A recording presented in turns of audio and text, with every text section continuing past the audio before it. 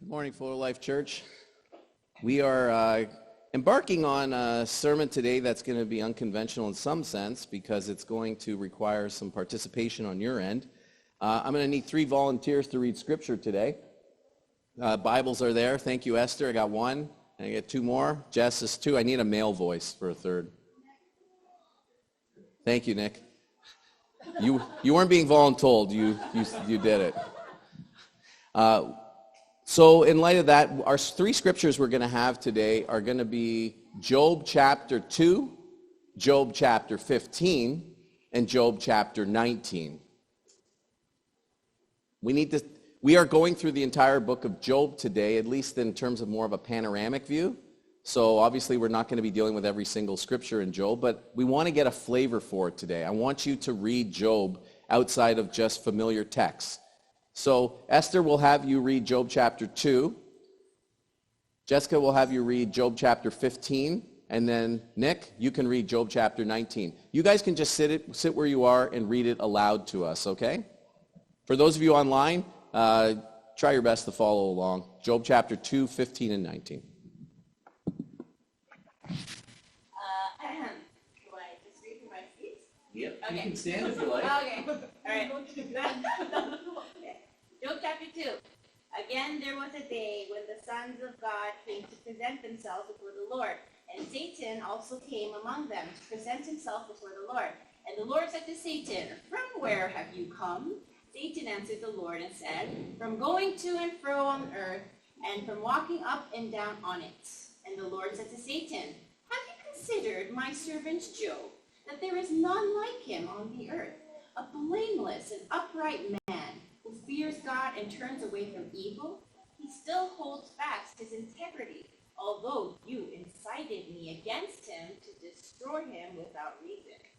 Then Satan answered the Lord and said, "Skin for skin, all that a man has he will give for his life. But stretch out your hand and touch his bone and his flesh, and he will curse you to your face." And the Lord said to Satan, "Behold, he is in your hand, only spare his life."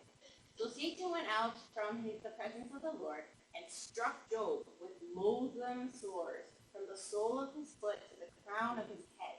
And he took a piece of broken pottery with which to scrape himself while he sat in the ashes. Then his wife said to him, "Do you still hold fast your integrity? Curse God and die." But he said to her, "You speak as one of the foolish women would speak. Shall we receive good from God, and shall we not receive evil?" In all this, Job did not sin with his lips. Now when Job's 3 friends heard of all this evil that had come upon him, they came each from his own place. Eliphaz the Temanite, Bildad the Shuhite, and Zophar the Naamanite. They made an appointment together to come to show him sympathy and comfort him. And when they saw him from a distance, they did not recognize him, and they raised their voices and wept. And they tore their robes and sprinkled dust on their heads toward heaven.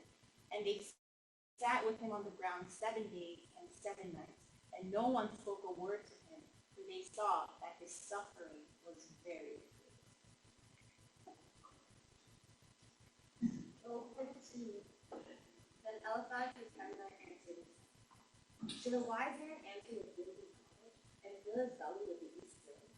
Should he argue an unprofitable talk, or in words with which he can do no good? For you are doing away with the fear of God, and hindering meditation before God. For your iniquity teaches your mouth, and you choose the tongue of the captive. Your own mouth condemns you, and not I. Your own lips testify against you. Are you the first man who was born? Or were you brought forth before the hills? Have you listened in the counsel of God, and do you limit wisdom to yourself? What do you know that we do not know? What do you understand that is not clear to us? Both the gray-haired and the aged are among us, older than the father. Are the comforts of God too small for you, or the word that deals gently with you?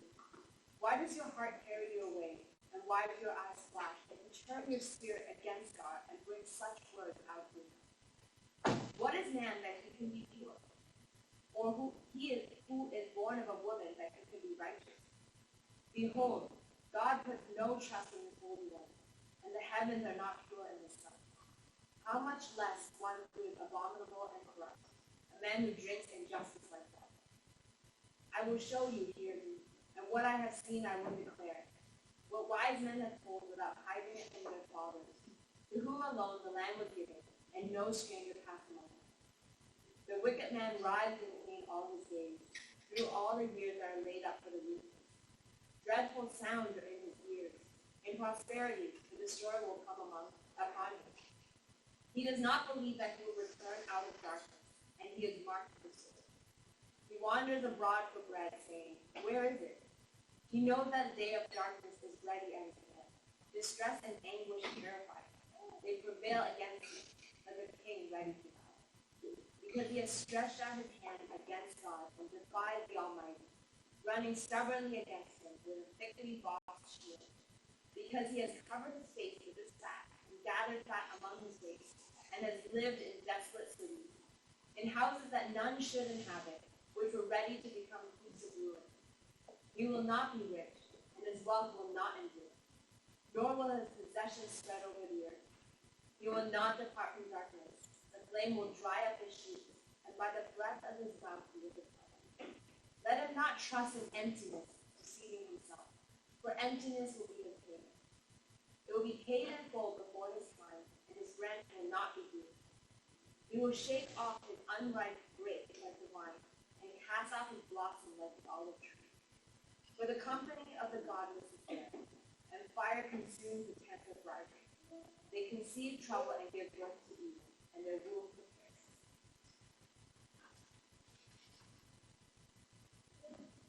Then Job replied, how long will you go with me and crush me with words? 10 times now you have reproached me, shamelessly you attack me. If it is true that I have gone astray, my error remains my concern alone. If indeed you would exalt yourselves above me, and use my humiliation against me, but know that God has wronged me and drawn his net around me. Though I cry violence, I get no response. Though I call for help, there is no justice. He has blocked my way so I cannot pass. He has shrouded my paths in darkness. He has stripped me of my honor and removed the crown from my head. He tears me down on every side till I am gone. He uproots my hope from the tree.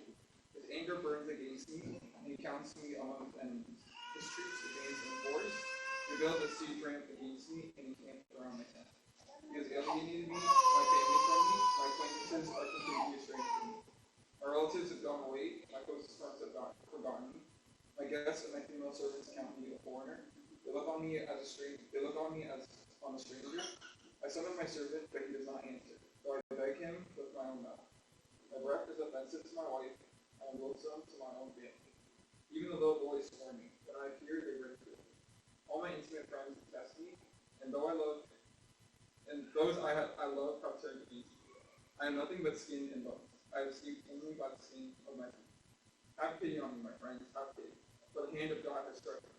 Why do you pursue me as God does? Will you never get enough of my flesh?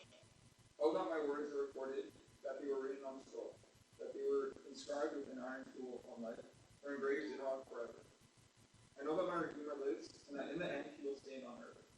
And after my sin has been destroyed, yet in my flesh I will see God. I myself will see him with my own eyes, I and not another. How my heart yearns within me. If you say, how will we have him, since the root of the trouble lies in him? You should fear the sword yourselves, for wrath will bring punishment by the sword. And then you will know that there is judgment. This is the word of the Lord. Let the people of God say, thanks be to God. So Job is that book that we've just read from. This may be your first time in it. If it's not, then this is your first time with each other. And I think that this is a book that you need to spend some time with it to appreciate where it's coming from, to truly appreciate it. So, I mean, the church has a history with the book of Job, both the Jews and now Christians ourselves who came out from Judaism. In 1825, William Blake came up with 21 illustrations from the book of Job. I couldn't do it justice, and they are small, but I just wanted to give you a kind of idea of like the details that went into this were, I mean, one of the things I profoundly love about architecture that's older than the last, let's say, 75 years is the amount of detail that went into the work that people did. They didn't just simply, in an age where we're just manufacturing these things to get them off the assembly line as quick as possible, like an IKEA type of stuff. I mean, You go back to the 1300s, you got goblets who are up on the highest part. Their Italian masons are crafting them with such intricacy and detail. This is that age where there's so much detail, and I commend it to you. I mean, you can Google it. William Blake, who was a Christian, 1825, and see that there's 21 of the illustrations that are given here, and it tells the story of Job. I think you're not going to get Job in your children's storybooks, right? So when are you going to learn about Job? Maybe some auntie in Sunday school might perchance decide to want to give you a Cook publication version of the book of Job, but it's going to be neutered, right? We need to have a chance to actually suffer honorably in our faith and know that there's permission to speak to God truly from where we're at this point of our lives. So I want to just show you a little bit there that would have been something that people in the church were thinking about, the importance of the book of Job for the value of our Christian faith. Now, where I want to get this, so today is more of a summary of what we should be seeing the book of Job as. So if you're asking, how can I approach the book of Job, I'm giving you that today. Maybe you might never read the whole book of Job in your life. Although I will say, I know at least the few people in my life who have read the book of Job in its entirety, and they all had a common theme that they had suffered atrociously. Maybe you just don't suffer enough, and that's why you don't appreciate Job enough. That might be a thought worth considering. I've talked to somebody who's had cancer, for example, and I've commended to them the book of Job. I come back to them the next time, and they read the whole book in less than a few days. Why? Because suffering will move you to want to connect with the story of someone who suffered as much as you did. In fact, that might be the way to read the Bible, to be honest with you. Jesus suffered more than any man we know of, right? The Bible this is a book for the oppressed. For those who are comfortable, this is a book that challenges you in your comfort. So J. Richard Middleton is a scholar. He's a teacher at Eastern Seminary in Pennsylvania. And he has a neat way of approaching the book of Job to at least get an idea of how I could approach it with at least some sort of idea of how I can come at it from specific angles. And he gives two options here to begin, and I give you verses with them to help you. So obviously you're getting Job through this. And this is about appropriate speech to God in the face of suffering. Appropriate speech to God. What can I truly say to God when I'm suffering? How do I say something to the Holy One? What can I say to the one who has taught me to pray, Our Father in heaven? And these 7 options that are given to us here are in the book of Job. And they legitimize our life with God in the words that we say to him is what Job is going to demonstrate. So looking at the first one is blessing God. And we did that with the blessed be your name. And that is coming from Job 1:21 and verse 22. And this was after he had been afflicted that he said, Job did, naked I came out of my mother's womb, and naked shall I return thither. I mean, that's a wisdom saying, right? That's poetic. You have to grasp poetry in terms of the genre to appreciate these kind of truisms and the way that in which truth is communicated. It's being done poetically. It's true. You came into this world without a dress or without a shirt on, right? That was given to you. You came into this world naked. Guess what? You're leaving in a cheap suit or you're leaving in a pretty dress. This is the truth as well. But you're still really naked is the point. You're leaving with nothing. And that is what he's saying here. Further, he says, the Lord gave and the Lord hath taken away. In other words, what I have in this life is losable, right? Further, he says, blessed be the name of the Lord. And the narrator saliently, which means wisely, tells us, in all this, Job sinned not, nor charged God foolishly. Very important. He hadn't sinned with his lips, with what he had said, in light of him suffering atrociously. So that's your first option. Blessing God is an appropriate way to face suffering. The second way is cursing God. Now, is this an appropriate speech? This is one that was going to be commended by Job's wife that is given as an option in the book. We're not saying necessarily to endorse it, but we are saying that it is something that was said in the book that we can't ignore, because to anyone who reads this book, these become very tempting words. It was Job's wife who said, are you still holding to your integrity? Curse God and die. He replied, that is Job, are you talking like a foolish woman? Shall we accept good from God and not trouble? in all this, Job did not sin in what he had said. First 2 chapters of the book of Job, and we see that both times Job is not sinning with his mouth. The number one thing that Christians struggle with is sinning with our mouth. You need to be aware of that. That's a wisdom saying, though, right? The book of James talks about who can control their tongue, right? It's a world of iniquity that's set on fire. Now, when I say your tongue, I don't just mean when you talk. It also could be texting, right? It's the same thing. It's just in our world we're doing just virtually, but it's still the same thing. Your mouth is not necessarily doing this, but the fact that you're typing it is the same thing, okay? So let's be aware of that. So those are 2 options that are given in the book of Job. Let's go to the third one. Passive acceptance of suffering. Job had said in chapter 2, verse 10 to his wife, "Shall we receive good from God, and shall not we receive evil?" This is a passive acceptance, right? Maybe you're that person who, when you suffer, you go, "Hey, man, I have no choice. That's just the way it is," right? I accept that that's the way it goes. And so I'm not going to fight against it. I'm going to accept, and I'm just going to passively let it be. I suspect many of us actually handle suffering in this lens, that we're not actually dealing with anything. We're just passively letting it go, saying, "Hey, what can I do to change it," right? I'm not going to turn the world upside down. So that again, is an option that is given in the book of Job, and we see Job is doing that. When he suffers the second time around and he experiences these sores that come all over his body. First time was he's lost his kids without his wife. He had 10, or 7 rather, and now in this case we have this loss that he's experienced in terms of his bodily health, having sores from the crown of his head to the soles of his feet. That I would also commend to you to look at Deuteronomy 28:35, which says that the Lord would afflict somebody with boils from the top of their head to the soles of their feet, means that they're cursed. So it's interesting, right? When you're reading it in the wider lens of Scripture. Passive acceptance of suffering, though, is one way that is another option that could be given. Let's go with a fourth option here. And this fourth option here is nonverbal mourning that's followed by silence. There's a picture there of Job sitting with his 3 friends. And if you look at how it's described in chapter 2, verse 11 to 13, it says, "When Job's 3 friends heard of all this evil." Now, the Hebrew word for evil is also the same word for disaster. Okay? It's just matter of context to which one applies to which. The translators have chosen evil here. The evil that has come upon him, they came each from his own place. So you'll get to know these 3 friends, Eliphaz the Temanite, Bildad the Shuthite, and Zophar the Naamathite.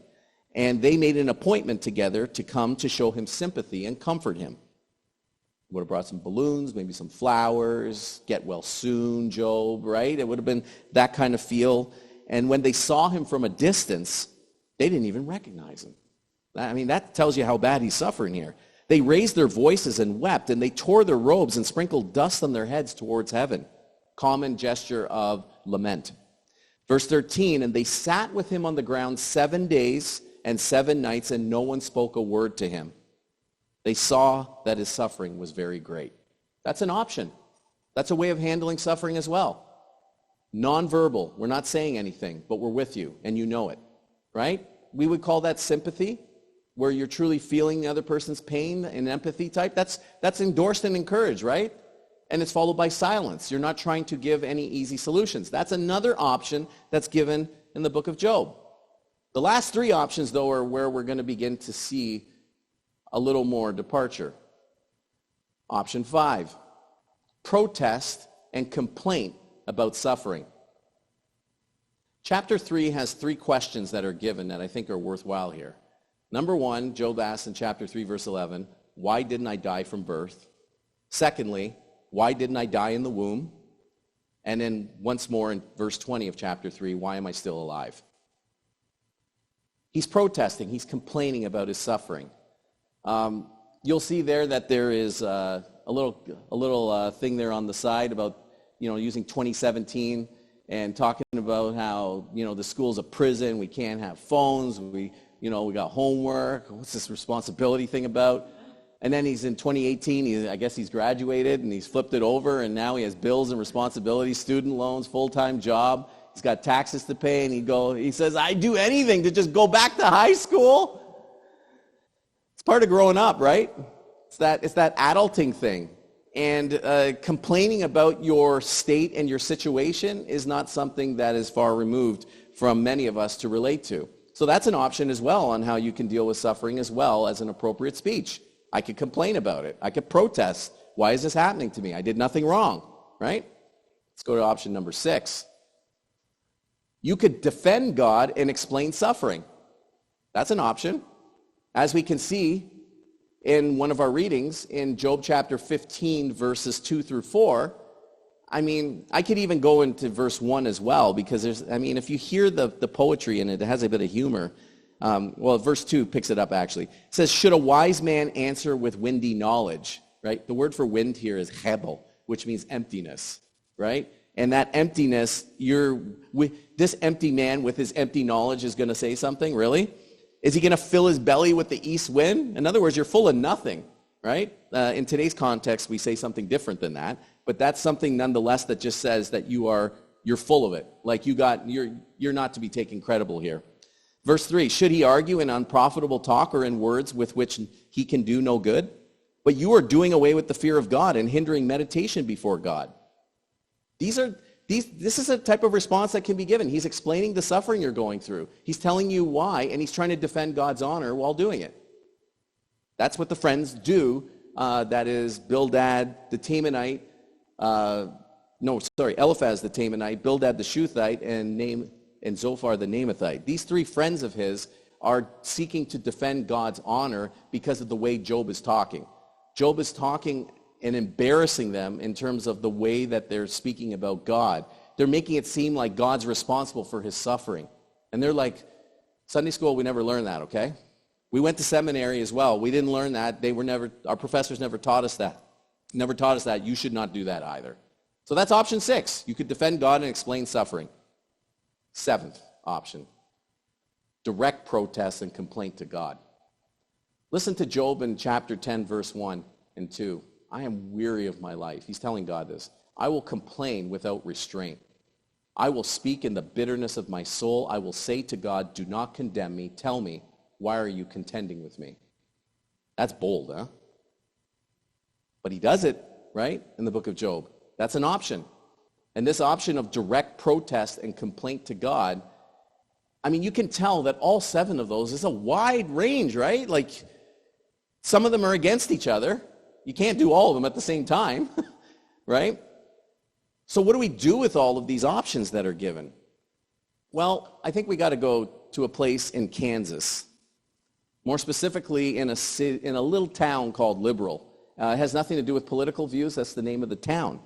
And in Liberal, Kansas, I think there's something for us there today that can begin our journey in the book of Job to make sense of the suffering that is not able to be made sense of in terms of the why, in terms of the how long that is. I think we need to go to Liberal, Kansas to get a better picture. That house that was given there, it just speaks about our life, right? It's white picket fence. You've heard about these languages, right? White picket fence, you got your lawn, you got your flowers, you got your detached house, right? You're living the life. You have what you could hope for in this adult life to be reasonably happy, right? You have some responsibility. You got to pay a mortgage, but you get to take care of your property. You get to beautify it inside and outside. Your white picket fence speaks about your property. It just speaks about a place where it's yours. It's comfort. It's home. It's your castle. It's a place where you can go and there's refuge, right? But then something happens. A storm hits. And if you're in Kansas, tornadoes are not unusual. In fact, just recently, I believe, through Kansas included, 100 tornadoes had struck down in the last 2 weeks. So it's definitely a place that is known to have the flatland and also a lot of tornadoes that touch base. And that twister that comes in is coming for your house, your place of safety, your refuge, your fiefdom, the place where you call home. And these dark clouds swirl overhead. And then you kind of get this saying that comes up in your soul, and it's one that begins to tell you that something is happening that you cannot control and it's outside of your scope and it's affecting you directly. And you even come up with a familiar old saying, which is, Toto, I have a feeling we're not in Kansas anymore. Somehow we've been displaced from the area we grew up in and knew so well. It becomes now a place where, well, any of you recognize this picture here? It's a picture of 1939, a movie that was one in which this girl, who is known as Dorothy Hale in the movie, she ends up being somebody who's living in Kansas, and she's living her life. She's young. She's, youthful with that zealousness and zeal. I wonder if you can remember that, for those of you who are getting a bit older. Do you remember, some of the advice that some people want to say when they see somebody grow older? They say, what advice would you give your younger self, right? I wonder how you might respond to that. What would you tell your younger self in terms of what to do? What advice might you give, or what might you say to your younger self? And she really represents a time, a golden era in the United States as well, in 1939. So this is before even Christianity still has a strong prevailing influence in the times in which this movie was depicted. And this pigtail, redheaded girl is living her life, and she's living in Kansas, and she has her dog, Toto, that she has carrying around throughout the movie. And she truly represents for people that age of innocence. And I think some of us might feel that way too today, where the world you let go. I go downtown Toronto. I don't know that place anymore. Don't know it. I don't know a place that people are strung out on drugs publicly. Just this past week, Pierre Poilievre, the leader of the Conservative Party, was ousted out of Parliament. It was removed from it because he had called the Prime Minister a wacko because he was endorsing the legalization and usage publicly of hard drugs in Vancouver and also now in Toronto. Can you imagine people are on cocaine and you're in City Hall? Could you imagine? Like you're just going there to pay a parking bill or something, a parking tax, a water tax or something, and you're there and you see people strung out on coke or strung out on heroin, and you're seeing it, or you're seeing people taking methamphetamines in front of you and they're burning it and they're taking it. Like, could you just imagine that? Because it's actually reality, right? I didn't know that growing up. It almost makes me feel like I'm living in an age of innocence when I was younger, and today is like, what kind of show is this that's going on, that people are legitimizing things that you never would have thought would be accepted? Prostitutes being legalized, people just having this, even the look of people is not the same as in previous years. People don't look the same. And just thinking back to an age where you long for things to be that way, I suspect Job's life takes on a little bit of shape of this if you think about it. Because Job would have longed for a day when he did not suffer the way he did. Well, this girl named Dorothy has 3 friends. It is a lion and a scarecrow and a tin man, as the story is told. And all of them are having unique traits that they all need something. The scarecrow needs a brain. The funny line in the story is if you are a scarecrow and don't have a brain, then how are you talking to me right now? It's like it's got that playful imaginativeness that we all remember and enjoy, without worrying about a double meaning or something political being said. You know what I mean? Like, they're not trying to make a statement here about something that's intended to be really against the establishment. You know what I mean? Those days are gone. Everybody seems to be wanting to make a statement. Their t-shirts, their hats, their directors, the movies they watch, the people they follow on Twitter and elsewhere. This is not going on here. You got a tin man as well who is quite squeaky and needs some oil. I think he's missing the heart, if I'm not mistaken. And then you have the lion who's supposed to be courageous, but he's scared, so he's cowardly. So these are her 3 friends. So I wonder if you're seeing it with me. She's in a place called Kansas where everything's white picket fence, well-to-do, and she ends up being taken up into a storm where her house is removed from her, and she's going to be taken to another region, and she's going to meet 3 friends. Sound familiar? Because I think this story is using the book of Job as its backdrop. It seems quite likely. Let's go further into it. So here she is with her 3 friends on the yellow brick road. And they're on the yellow brick road, and it's a place where it's their path. It's their road that they're walking. What they don't know is it's going to be a road marked with suffering, that they got to go through some stuff to get to the place that's known as the Emerald City.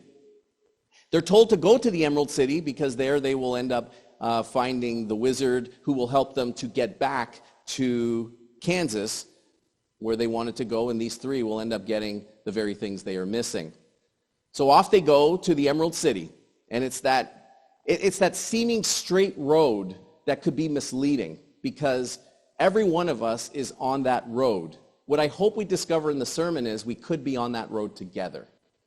And that being on that road together, it isn't that glamorous, because something's going to happen along the way that's going to require us to work through some stuff. Job is one of those guys who has his friends. And you remember how the theme song begins. So no one told you life was going to be this way. Well, I wonder if you can look at your life today and say, yeah, it's going according to plan. I scripted this out. I'm in my 20s. I'm in my 30s. I'm going according to plan. If you're one of those today, I have to regrettably tell you this sermon's not really for you. This was meant for people who are threatened in their humanity and wonder what in the world is going on in their lives and in their world, which includes our society. They wonder what God is doing. What in the world? I don't know if I meant for it to look like this. I didn't know if this was what I signed up for. Whether I meant by following Jesus, or in terms of the kind of church that I'm part of, or in terms of the kind of life that I'm leading and the kind of employment that I'm part of. I don't know if I signed up for this. I don't know if I thought that I'd go to another country and now that would be my life. Friends, it can be a humorous journey, but it's going to be one that's going to need friends along the way. What would it look like for a church like Fuller Life to have that sense of friends in our midst? What would it look like to discover together that we are friends on this journey? That's what we want to explore today, that the book of Job is giving us that sense of permission to. I do not treat the friends as negatively as might some, that we know in the end God is going to say they did not speak right of him, and that Job did, but that did not mean that they were not Job's friends. It makes a lot of sense to me that when you're suffering, that you don't suffer alone. When the early church was persecuted, one of the things that got them through when they were being fed to the lions in the Colosseum, and they were being burned alive, and their skin was flailed, and all sorts of nasty, terrible things were happening, the reason they got through it is because they had each other. You can read time after time of their early church martyrdoms, and you will hear about their strength they drew from their Christian witness with other Christians. If we have that strong sense of journeying with Christ among his people, our witness will be stronger. Our light will be a little brighter. And we will maybe even be a little cheerier along the way. But we need friends. And I hope that we can see that. So one of the things that's very important to today's message is a word that we got to get here. Now, I gave you all the vowels to this word. Okay? A little bit of Wheel of Fortune. I always, the RSTLNE type of stuff.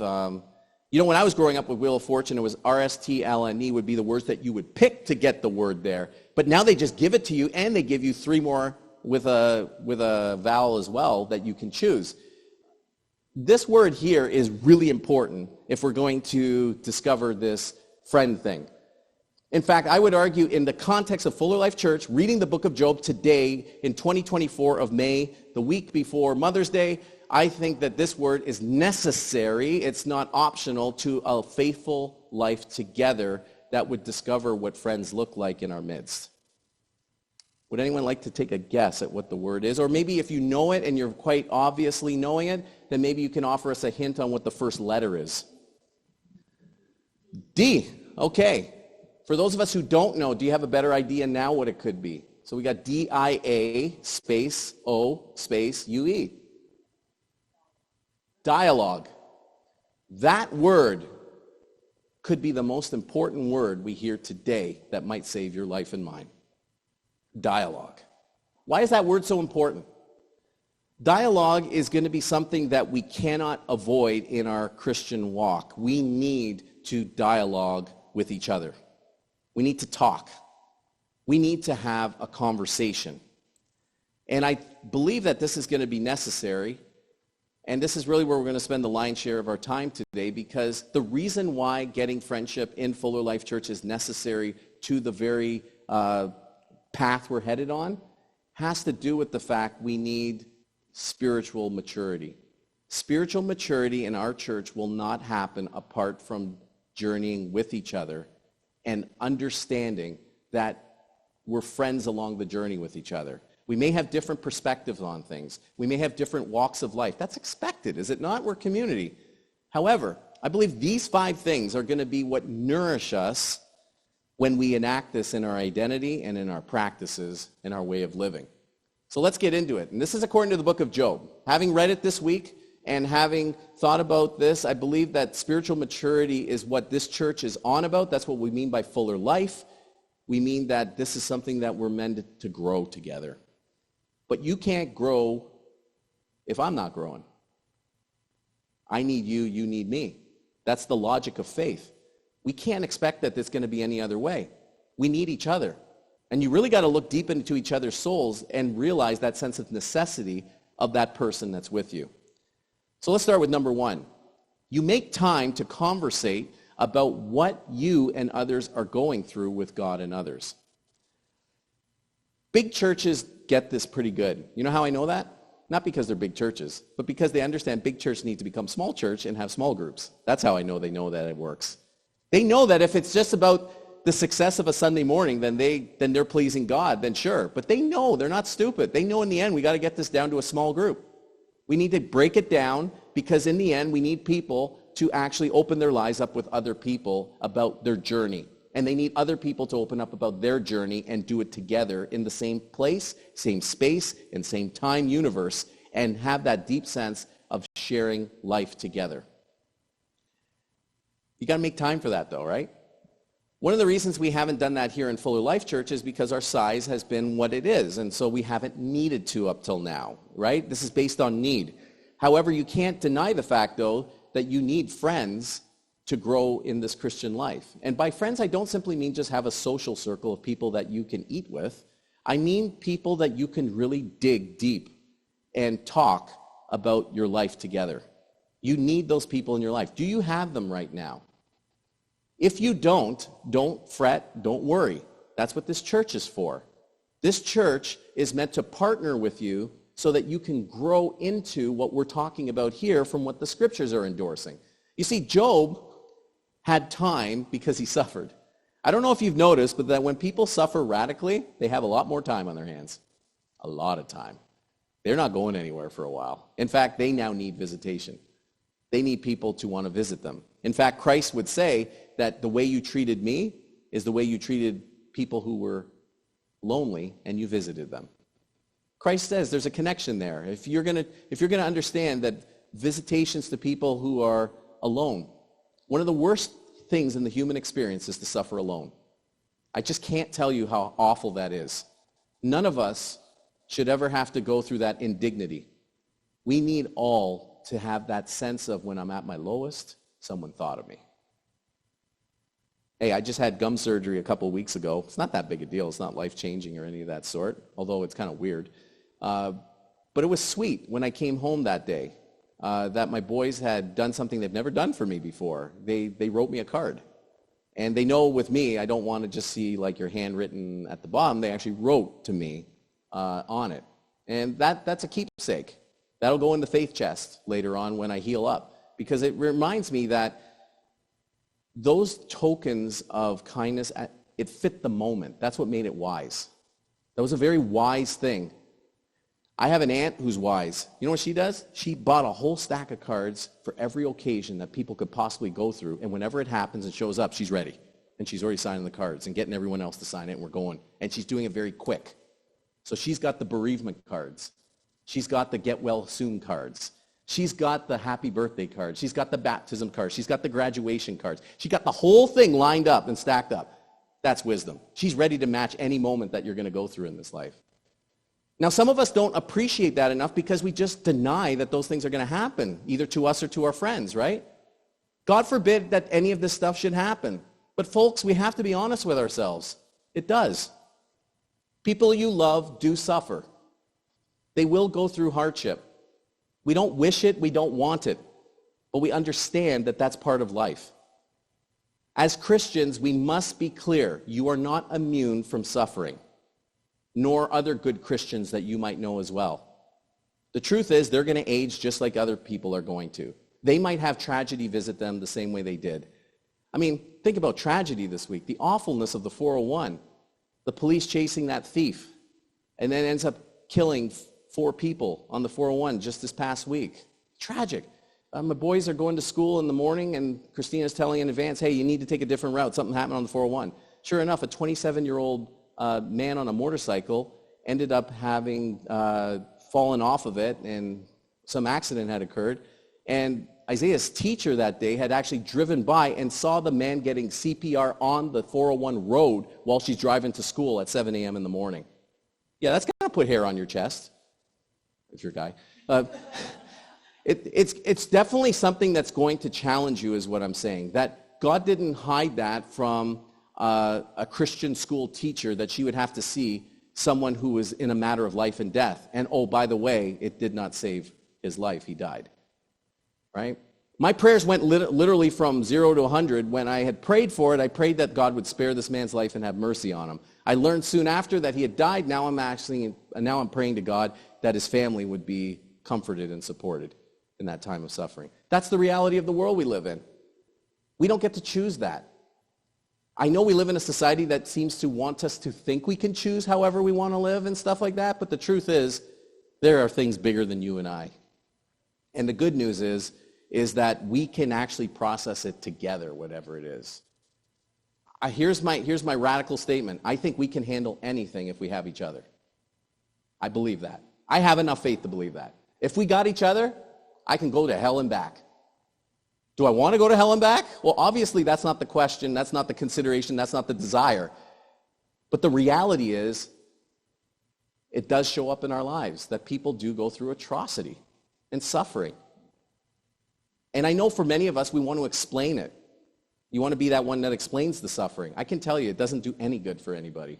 It makes people feel worse when you try to explain why they feel that way. In fact, Job's friends are trying to tell him that you have sin in your life. That's why it happened. They're connecting the sin with the suffering, right? Because they knew their Bible, right? Is that the Torah said that if there's a man with boils all over his body from the crown of his head to the soles of his feet, then Yahweh has afflicted him. So they're thinking that, oh, he's cursed by God. And it must be because there's some sin in your life. So stop saying that you're innocent and that you did nothing wrong, because you're lying. That's what his friends are telling him, right? Now, you might say from a friend perspective, it's like, what kind of friend is that? But if you look at it from their angle, they're trying to tell you the truth. A true friend will tell you the truth, will they not? If a friend is only going to flatter me, then I don't need that kind of friendship. So these friends are not flattering him. They're truly speaking from their heart about what they think is right, and they want to defend God in the process. It just turns out that that's not going to actually prove to be right in the end.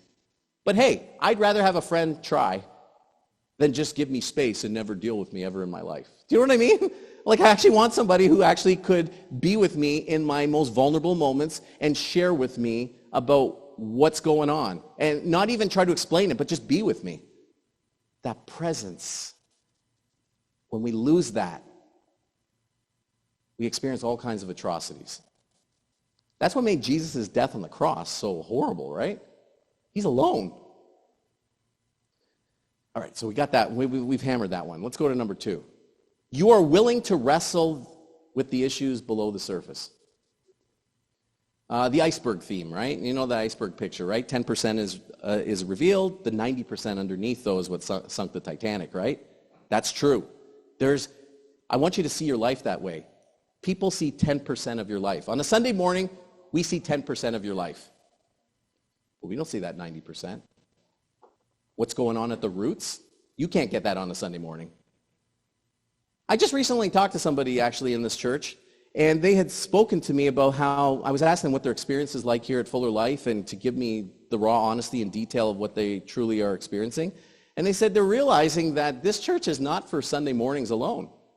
I was like, how did you figure that out? That's actually really impressive you figured that out, because you don't attend the Wednesday prayer meeting, for example. You don't come to the Friday Bible study, but yet you knew that, and you know there's a claim that's made on you that goes beyond. So they said it this way. They said, if I'm going to understand what it means to be part of Fuller Life, then I need to fellowship outside of the set times that are given. That's profound. I got to be honest with you. I never said it in those words to anybody, and yet they figured that out. So clearly, you guys should never be dumbed down in terms of what you understand this church to mean. I know you get that this is your church. What I'm getting by listening to you is how you understand how this church has demands on you about how life is going to be lived together is going to require us to go outside of usual fellowship time. Said another way, our church is most effective from, let's say, 2 o'clock on a Sunday afternoon to Wednesday 7:29, and then once again at about Wednesday 9:30 p.m. to Friday night at 7:59 p.m., and then once again at 9:31 p.m. to, let's say, 9:59 on a Sunday morning. That's where this church is really showing its clout, its effectiveness, its influence, its pervasiveness, its getting into you type of thing. That's where you're actually wrestling with the person below the surface with their stuff. When you're in someone's home, you're going to see more than the 10%. You're going to see their life. You're going to see the way they act. You're going to see the way they are with their family and the way their family is with them. That's a good thing. There's a 90% underneath there, though, that has also the other stuff, the dark stuff, right? The prejudices, the sins of the heart and of the mouth, the things that are not easy to discern, and even, frankly, let's be honest, we ourselves don't even know what's underneath the surface. Some of us can actually choose to live just with the 10% on the surface, too. If you choose to live alone and you don't want to partner with anybody and have friends, you will live on the surface for the rest of your life. And that will curse you with superficiality. You will not be a deep person. To be deep, you got to go below the surface. But you got to go below the surface with somebody else who's willing to listen to you, who's willing to talk with you. Well, I got God. No, that's true, you do, and I'm glad you do, but I found God actually points us to other people who know him too. God seems to have a lot of confidence that his community is where support can be found to get to know him with each other. That's the logic. You can't have one without the other. They're both. So we got to wrestle, though. Job is wrestling here in this book, right? He is not settling for easy answers, quick fixes, and whatever else you may want to say. He is struggling. He's like Jacob, right?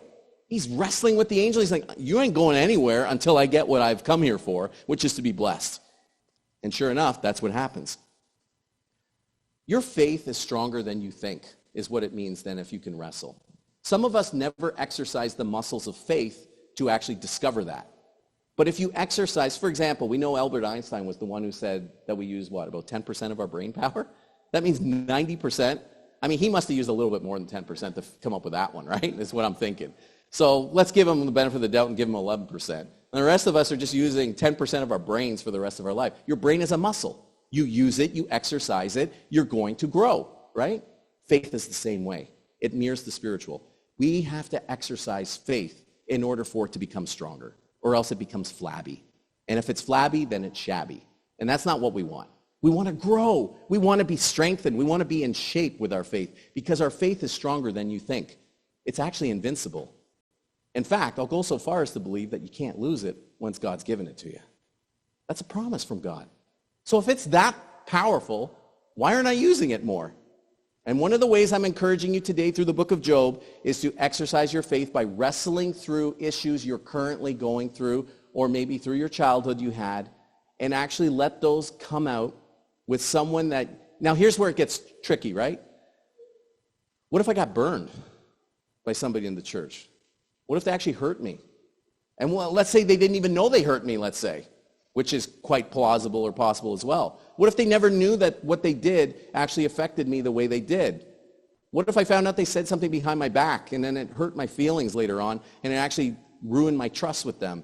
And then I started wondering whether I should actually trust church people at all. What if you've had a bad church experience and you go to a new church and you don't know how to be yourself ever again? So now you just play the game. That's what we need to deal with. For those of us here, actually, let me think about this for a second. Most of us here all have another church that we came from. So there could be your first inlet of a conversation below the 10% on about your previous church experience. What was that like? Could you imagine what that conversation could look like? Because every one of you share in the same thing, pretty much. You understand what a previous church experience means. And I'm not saying that you got to dig for people's bad stuff. You let them talk about what they want to. You just listen to them. That's the point. You're giving them the freedom and the sense of permission that, hey, I can share myself. I can be me around here. That's my goal here at Fuller Life with my leadership as God leads, is that you can be yourself in this place, under this roof together, and know that this is a safe place to explore Jesus with his people. But you gotta talk about your life, right? If you're going to only talk about Jesus and not about your life, you're a fanatic. That's not what Jesus is after. There's times where he heals somebody and tells them, go home now and tell everyone what I did for you. Why didn't he tell the guy was begging to stay with him? Talking about Mark chapter 5, the demoniac, right? He wanted to stay with Jesus. Jesus is like, no, go home. He told the leper, go back to the temple and tell them that what happened and let it be a witness to them. But he's also telling him, go live your life now. To the woman who was going to be condemned, he's like, woman, where are your accusers? Says, nowhere, my Lord. Says, neither do I condemn you. Go and sin no more. Did he think she would never sin again in his life? Well, no. But he was sending her back into a community. The paralytic that was let down, he was told to go home. You can only go home if you have a community. Community is the logic of God because he is community. Father, Son, Holy Spirit. In himself, he needs nothing because he has himself. You and I cannot live on our own for too long before we start going cuckoo in between the ears. Now, some of us might say, well, I've learned to live with that myself. Yeah, but that's not your real whole you. That's not what you were made to be. You were not made to live for yourself and to be, no man is an island, right? The old expression is. That's true. What are we then? Well, we're a community of people who have a previous history, who are being challenged to share our life together. That's what it means to wrestle below the surface with your issues. If you find that you are getting into a place, though, where you feel like you're not getting help when you expose yourself, for example, I've had one person in this church tell me, Ian, I've taken your advice and I've shared my life. But I notice I always feel worse at the end when I share my life with other people. Okay, you know what? I can listen to that. I can hear that because you're being honest with me. That's what your feeling is. You feel worse about what you shared at the end. Do I stop him from wanting to do so? Do I stop her from attempting to do so? Or do I actually now start realizing, okay, maybe some of the sensitivities of what they're sharing is too much for people and they don't know how to receive it? That's a possibility as well, right? There's this quadrant that was done, and I wish I could have called it up. I didn't prepare it for this, but there's a part where you know what you do about yourself that nobody else knows. There's another part where you know things that other people know. So that's shared knowledge by everybody. And then there's another quadrant where there's things that you don't know these things, but people know these things about you. And then there's the fourth quadrant when there's nobody knows anything about me other than God himself, including myself or others. I think that's the quadrant we're working with here. And it's going to vary in terms of the sensitivity of what you share about your life. Because listen, you might tell people some very gross sins you may have committed, let's say. You may tell them very uncomfortable things that happened to you when you were younger that you felt permission to share, but they didn't know how to process that. That's possible. It's a good problem to have, though, I want to be honest with you, because it means at least we're trying to share our lives. And God knows that that is the aim of what we're aiming for. Let's go into number 3. This one comes through life experience and experience with God. It's a both and. You engage the doubts without becoming a doubter. We're in the context of faith talking here, right? It's normal to have doubts. Normal. That's not abnormal. In fact, if you're the one who doesn't have doubts, I need to kind of get to know you a little bit more to figure out why is that. Because that's not true. We all have doubts. Doubts on whether we're a good student. Doubts on what we're going to do in the next stage of our life. Doubts on whether I handled that appropriately or did I not. We're second guessing ourselves is how you can hear doubts. It's normal. It's human. Anybody who doesn't let you be human around here is acting like a devil, not an angel. Because the devil doesn't want you to be fully human. He wants to keep you from that. Because God made you to be fully human. And sin caused you to become less than human, right? We need to know we have doubts. Doubts about our safety publicly. Doubts about whether we're going to live to our hopeful life expectancy. Doubts about what we are doing with our life currently or whether I'm in the right spot I am in life. Doubts. They're very real and they're searching inside of us about where we're at the stage of life. What am I doing? Why am I here? Why does it matter? Here's what I want you to not forget. And this is what makes doubts okay. You're searching. That's why you're doubting. You're trying to understand. And faith is seeking to understand, but doubts do arise. You may have been taught that doubts are wrong and they're bad, but they're not. It's just part of the process of growth. But I am giving the caveat, don't become a doubter in the end. A doubter means you disbelieve God's faithfulness. You no longer trust in people. I just saw this thing. My neighbor sent it to me. It was what do you call it, an Instagram thing, an IG, whatever it is? Well, I don't know what it is. Anyways, he's trying to promote his church, this pastor, right? And he has this lady who's standing here, and she does the old trust thing. You know that thing where you fall backwards and the guy's going to catch you, and so the pastor's there. And then he steps out at the front, and she falls backwards. And then he says, you can't trust in people, but you can trust in God. Come to service at 10 a.m.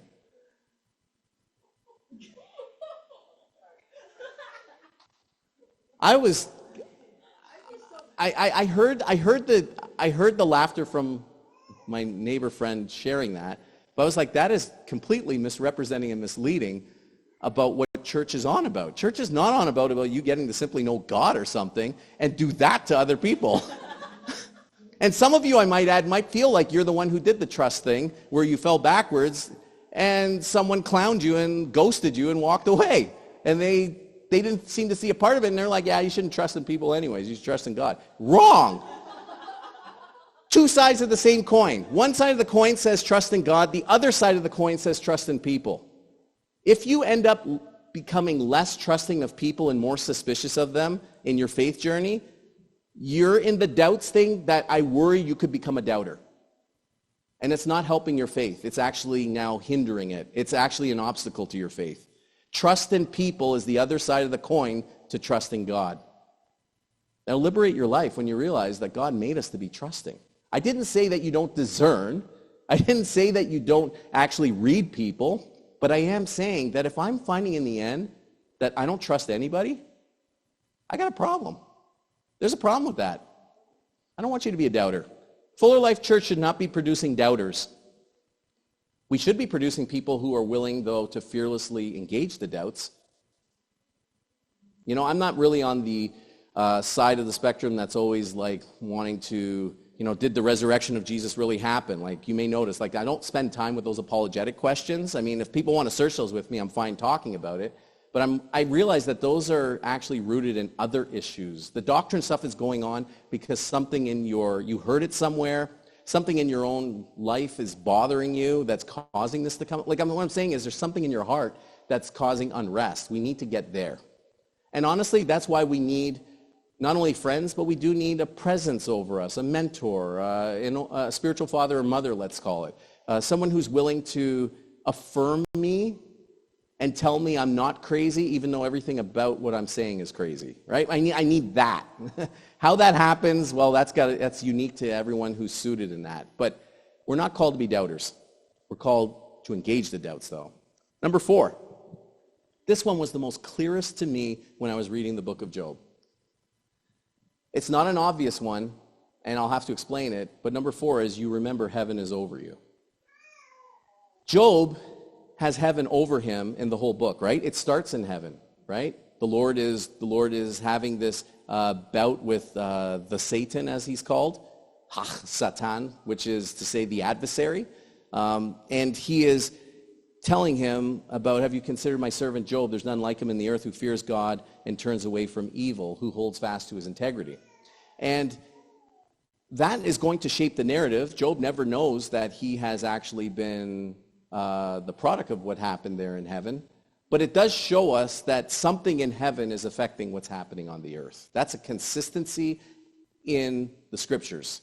We know that something is happening in the heavens that affects what's happening here on the earth.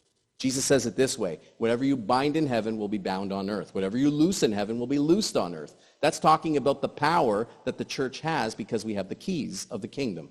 So heaven is over us. That is a remarkable way of saying, like for example, when Jesus was baptized, it says the heavens were opened, right? And the dove descended on him. The heavenly voice spoke to him, "You are my beloved Son, with whom I'm well pleased." It never says heaven closed on Jesus, though. It never said heaven went closed right after that. It stayed open. And that's the truth about our lives. The Negro spirituals get this fact more than anyone, and it makes sense because they've suffered atrociously. When you're in a cotton field in the dead of August, and you're picking cotton, I can't think of any, have you ever seen how cotton grows and it's like strawberries, how it grows so low, and you're picking it in the hot sun, and you're treated as a slave to begin with? But they had songs, and I've heard them in the U.S., where you can tell there's a spiritual coming out. That's why they call these songs not worship songs, they call them spirituals, where they're singing about, over my head, I hear music in the air. Over my head, I hear music in the air. There must be a God somewhere. Imagine that. You're in 1872 picking cotton, and this is the kind of songs you have in your tradition of yourself that's embodied, that you know heaven is over you. That's how you coped with suffering. That's how you got through it. And that's how you and I will get through it, because heaven is over us. It's a spiritual reality that we're known by God. That's what it means. You have to engage the spiritual to become spiritually mature. And the spiritual means you have to have a sense of the presence of God and of the evil one. You got to have a sense of both. What suffering does that makes it so hard is it blurs that distinction. And I don't know if it's the devil or God. Anything, though, that causes me to doubt God's love, I know is the devil.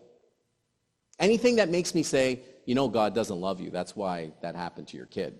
That's the devil. There's no doubt on my mind, because he's causing you to distrust the love of God, right?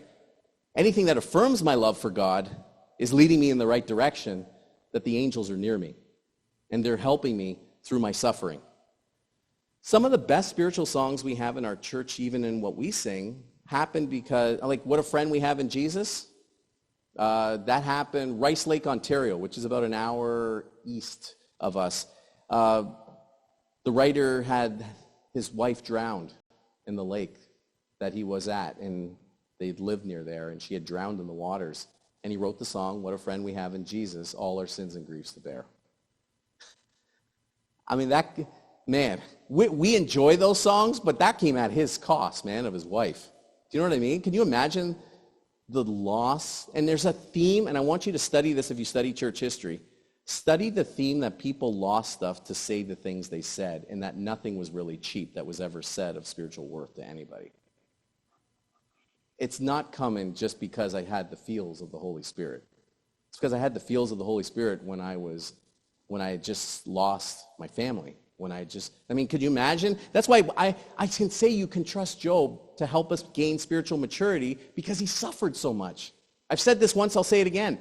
The people you can trust most in your life are those who have suffered the most, because they've been through some stuff. That's not to say anything against people who haven't, because again, we're not asking to suffer. But here's the one thing that all world religions will agree to. We all suffer. And now we're all just trying to figure out how to make sense of that. Every world religion is trying to figure that one out. Buddhism says, just deny the whole thing altogether, right? Your desire is the issue. Just eliminate it, right? That's not true, though. You don't. This is part of your humanity. God made you to feel and to be human. He made you to think. He made you with a spirit that could sense his presence. Heaven is over you. And that's the best news I could give you today. But I did put number 5 because, it's the sermon title, so we need to bring it full circle here. And it's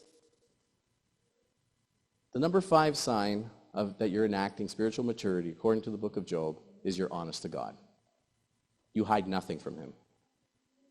Would God need to come to you and go, hey, about what you're not talking to me about? Would he say that about you? Why would he say that about you? Honesty is one of those things that we should be growing into. I think this quote here on the side says it. Yeah. James Murray, who's a pastor, says, Christian maturity doesn't mean we're becoming perfect and faultless. Now, I already think that's corrective because I think most of us think we are supposed to be that. I'm supposed to be perfect. I'm not supposed to have problems, and I'm supposed to be faultless, which means nobody could ever find anything wrong with me or criticize me. Some of us, I think, are tempted to think that. He's correcting that, and he says, is rather, Christian maturity is that it means we're becoming increasingly honest. Yes, that's Christian maturity. I'm becoming honest about myself before God, that I'm a creature and that I can't sneak around my end. I'm going to die. I have a limit. I am human. Yes, I am subject to this earth, even though people are telling me we might go to Mars when we're in a future generation. That's not going to happen. We're not called to live on the moon. We're called to live here on the earth. We're called to be honest about our finitude. It's okay. You're not humiliating yourself by admitting you're immortal, right? Somehow we're being told, impossible's nothing, right? In other words, by the shoe. But that really has nothing to do with reality. That's just self-motivational mumbo-jumbo. That doesn't really help me grow spiritually. It just pumps my flesh up and makes me more carnal is what it does. But if I understand I'm called to be more increasingly honest about who I am, where I'm at, what I've been through, and what I'm going through, but I'm also listening to people. It's not just one way, guys. You also got to be listening to people to give them a chance to be increasingly honest. Because here's the thing. Maybe your gateway and your key to spiritual maturity is based on your brother or sister next to you being honest with you as they listen as well. It's both. This is not individual spirituality. Job disproves that because he has his friends. I hope you get that. This is the end of the movie. Dorothy has found herself back home, and she's with her family. And she has this famous line that, in fact, might be in some people's homes because the line came from this part of the movie. And it's, there's no place like home. 1939, she said that out of her mouth. She's just acting, right? But these stories that come through these fictive influences can speak profoundly into our lives. And I contend that this movie, The Wizard of Oz, has the book of Job as its backdrop. It starts in Kansas. They go to the land of Oz, which, by the way, Oz sounds a lot like ooze. Can we say something about that? And then, in the end, she's going to end up back in Kansas. How does this book end? How does this book begin? Is in the land of Uz, and then he goes on this journey where he is now suffering, and he goes through a lot of dialogue. People are like, why is there chapter 3 all the way to chapter 37 nonstop? Okay, go 41 with God's too. And it's like nonstop dialogue. It's like, because that's the only way you're going to grow up. That's why. But that also explains why so few of us want to read it. Because it's like, why do I want to read about a dialogue? But the dialogue is the path to your growth. And I mean that in the book of Job, that makes truth about our community. You can't be growing if you're not talking through your faith. You've got to process. How do you process your faith? You have to talk. God made you with a voice. And all of us got to find our voice. One of the most important things I want you to do is, though, I want you to find your voice in the church. Don't find your voice in corporate world. That'll come out differently if you find your voice there. If you find your voice in front of judges at American Idol, that's not the best place to find it either. The best place to find your voice is in the church with brothers and sisters who are singing, with people who are sharing at family time, and you're listening, and you get your turn to share as well. You're finding your voice. That's what all of these practices are about. Your prayers to God, the recitation of the Apostles' Creed, all of it is intended to help you gain a sense of home. Because the truth is, whether we like it or not, this is the family that's going to stick longer than your biological family. Because this goes into eternity. Your biological family does not.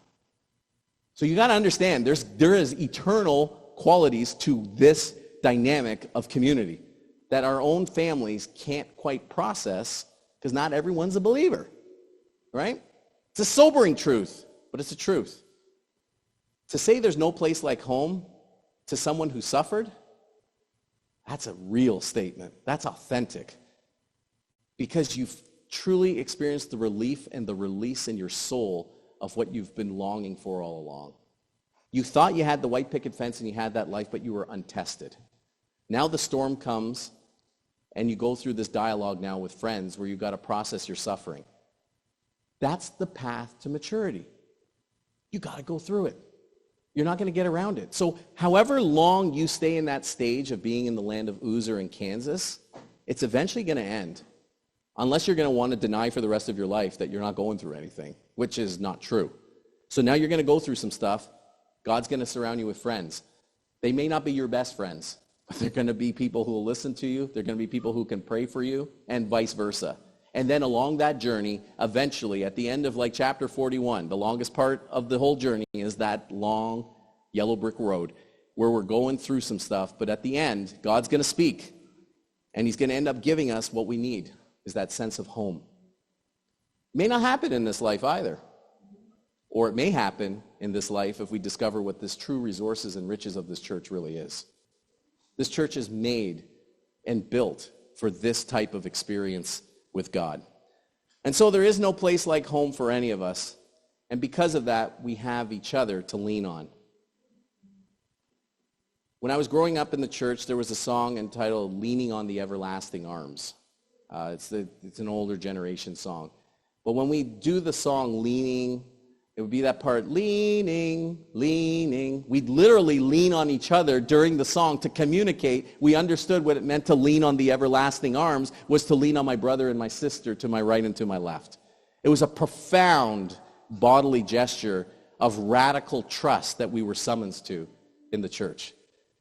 That's what's being laid before you today. That's our journey. And I believe the book of Job has given us enough to say, I can process my pain with others.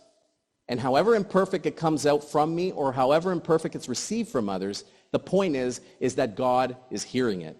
And God is doing something with what is now being processed. But God doesn't do anything with unprocessed faith. It just gets flabby and it gets fat. And so we don't want to become that. We want to be a people who understand we got to exercise our faith, practice conversations, be in people's lives, be present with them, eat with them, share life together.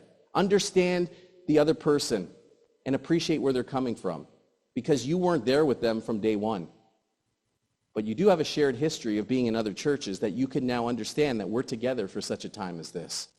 God didn't put me here randomly. He put me here on purpose so that I could discover what it means to truly journey with others who are younger than me or who are older than me. I don't have to go to a church where everybody's the same age to be able to connect with them. That's not true. Frankly, all you need are people who are open and available, who are willing to listen to you because they care. That's what you need most. Don't fall into the trap of ageism. Don't discriminate based on age in a church. Think about, what am I going through and what is that other person going through that's calling on me to connect with them in love? If I learn to love people better and I left Fuller Life Church with that, then we've served our purpose. But you never really do leave the church, do you? It's one of those things that's really much the connection of heaven and earth. So there is no place like home. Dorothy knew that, but man, she had to go through some stuff to get there. You're going to say it one day too, but you're going to have to go through some stuff first. Maybe you already subliminally know that, but last thing I want to say is just because you know it in your head doesn't mean that it's actually been processed. One of the top things that I've learned about Isaiah being in grade 6 is he knows his science up here, but when he writes it, you don't know science the same way. It's not the same. You have to write it down. You have to speak it. You have to say it. You have to speak it into existence. Because if it's all in your head, is it really happening? It's only happening when it's a concrete action outside of myself. So you got to speak. You got to talk. If you're somebody who's quiet, we can respect that. But if it's quiet to the point where you don't share your life, that ain't right. All of us are commanded to share our lives together. We have a lunch afterwards today. But before we do that, we actually need to sing to God and tell him of his worth to us. And we can do that together. So as you're singing this song, I want you to be mindful that someone else is singing the same words as you. Be mindful that there's other voices in the community, and we're called to listen and take it in. And sometimes I know I do that in worship, where I just listen to other people singing and take it in my soul, because I'm on the journey together with each other. So praise God for that. Let us pray. Heavenly Father, the illusions of our youth that made us think that things could be easy and without any struggle was, for a certain time, by your grace, you allowed us to go through it.